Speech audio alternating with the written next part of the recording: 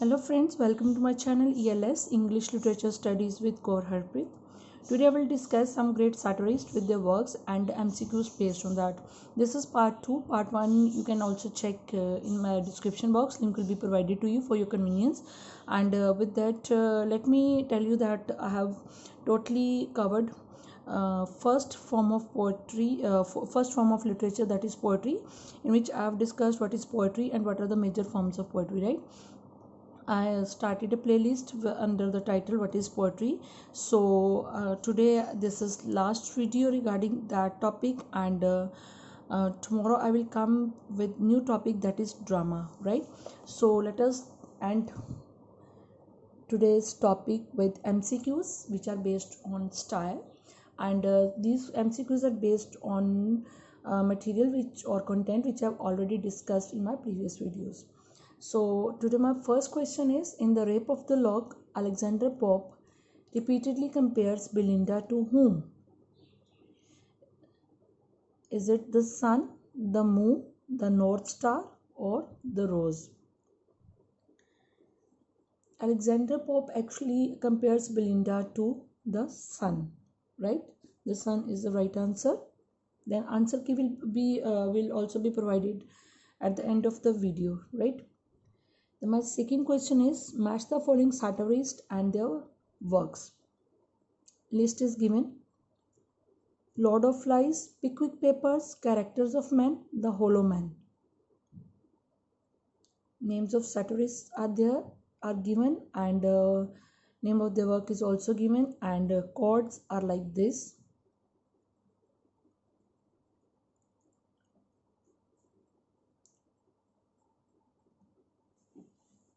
Match the following satirists and their works.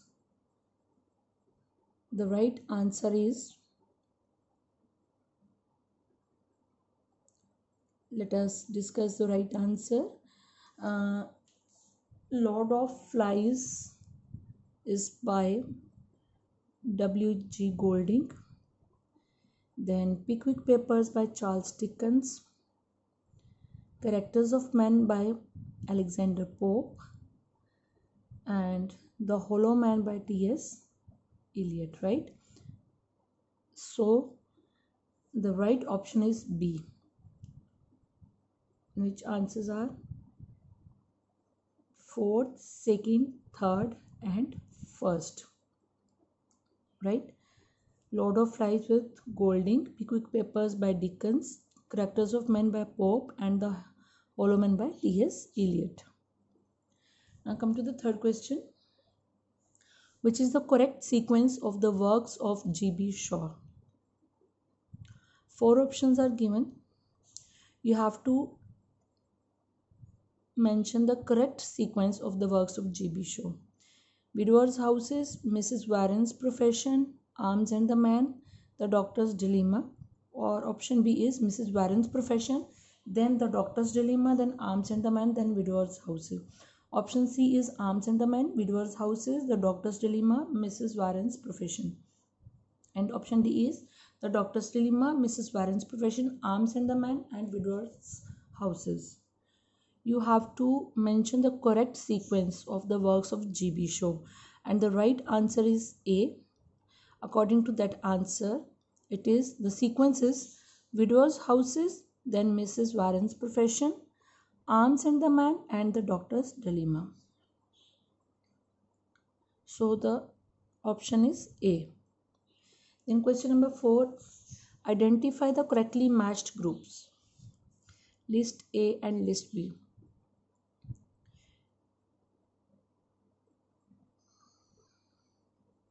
Robinson Crusoe, The Silver Box, The Wasteland, A Vision of Judgment, Arms and the Man.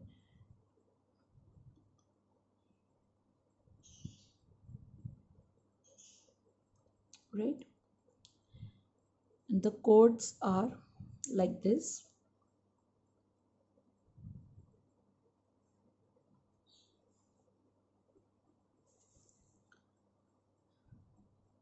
Let us discuss the right answer. Robinson Crusoe matches with Daniel Defoe. Then The Silver Box, John Galsworthy. The Wasteland, T.S. Eliot. A Vision of Judgment, Robert Southey. Arms and the Man, G.B. Shaw. Right? So the correct code is B, 3, 5, 1, 2, 4.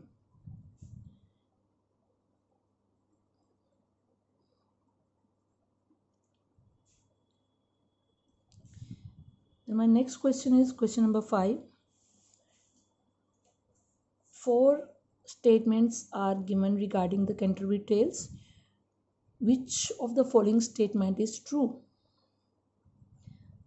Option A is the general prologue is appended to the Canterbury Tales. Option B, in all, Chaucer tells thirsty tales in this work Canterbury Tales. Option C is the Canterbury Tales remained unfinished at the time of its author's death. And option D is the wife of Bath, the clerk, Sir Gawain, and the Franklin are characters and tale tellers in this work.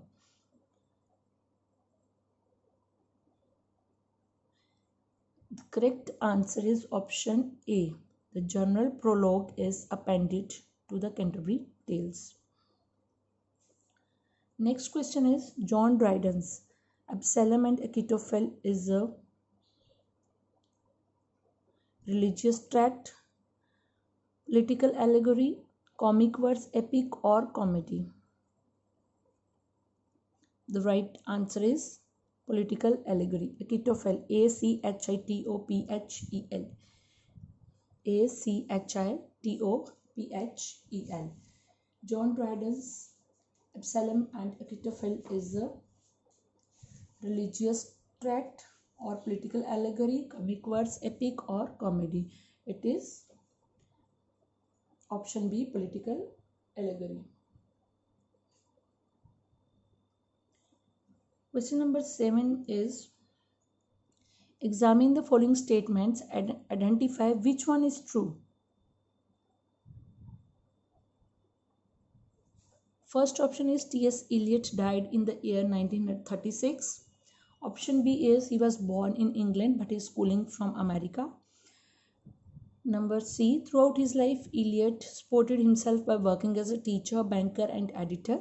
And number D is he is the author of A Vision of Judgment.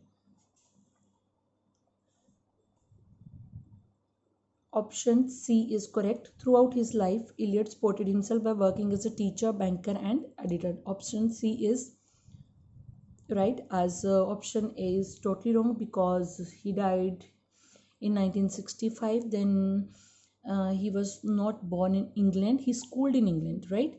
And option D is also wrong, as A Vision of Judgment is written by Robert Southey, not by T.S. Eliot, right? So option C is the correct answer. In question number 8, name the poet who chooses his successor and the successor poet whom Dryden satirizes in his famous poem.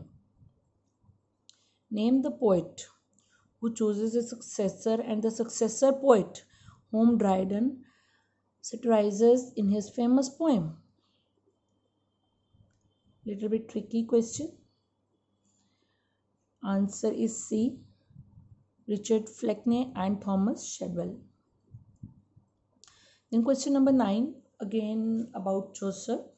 Which of the following statements is not correct one? Option A is Chaucer used the rhyme royal, a stanzaic form in some of his major poems. Or second option is Chaucer was the author of the Legend of Good Woman. Option C is Chaucer wrote in English when the court poetry of his day was written in Anglo-Norman and Latin. And option D is Chaucer wrote the book named the Guerner. You have to tell which one is not correct. Option D is not correct. Chaucer wrote the book named the Guerner. 10th question is one of the following Canterbury Tales is in prose. You have to identify that tale. Is it the Pardoner's Tale or the Parson's Tale or the Monk's Tale or the Knight's Tale? you have to mention the Canterbury Tale that is in prose. So the right option is B, the Parson's Tale. Question number 11. Which of the following statements on Dryden is incorrect? Very easy. I think it's easy to answer. Option A is John Milton and John Dryden were contemporaries. This is true. Dryden was a royalist. It is again true. Then Dryden wrote a play on the Mughal Emperor Humayun. No, this is incorrect. And Dryden was appointed the Poet Laureate of England in 1668. Right. So option C is the wrong one, that he wrote a play on the Mughal Emperor Humayun. Right. Option C is incorrect. Then my last question is again about Chaucer. Chaucer's most pungent style is directed on whom? The clergy, the traders, the immoral women, the knights. Chaucer's most pungent style is directed on the clergy. So friends, this is all about my today's video. I hope you will like these MCQs, and if you like it, please hit the like button, share and subscribe my channel, and if you're new on my channel, please hit the bell button so that you can get notifications for my upcoming videos. And thanks a lot for watching.